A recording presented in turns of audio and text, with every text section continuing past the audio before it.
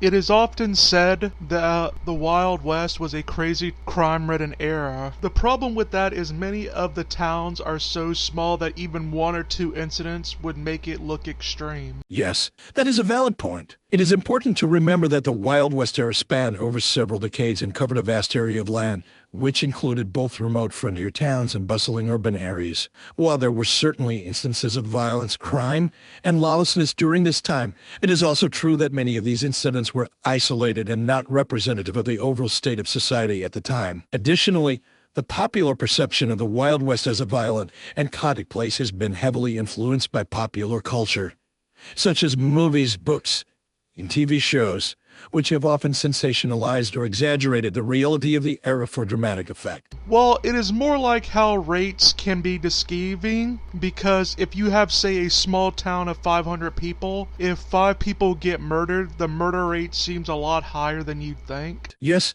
that's a good point as well. When looking at crime rates or statistics, it's important to keep in mind the context of the population size and other relevant factors.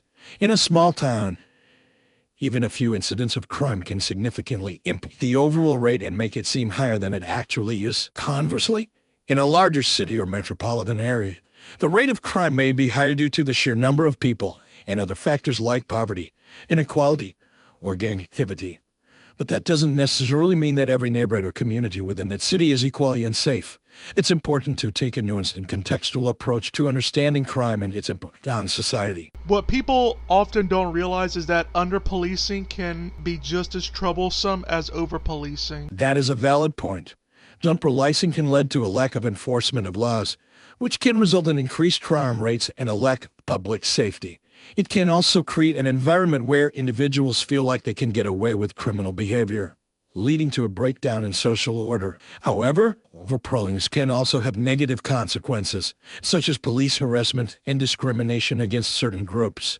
The key is finding a balance between effective policing and respecting civil liberties. It is said that something that contributed to the crime of the Wild West was simply law and order really not existing a whole lot in many towns. Yes, that's true. During the Wild West era, many towns were small and remote, with limited law enforcement resources.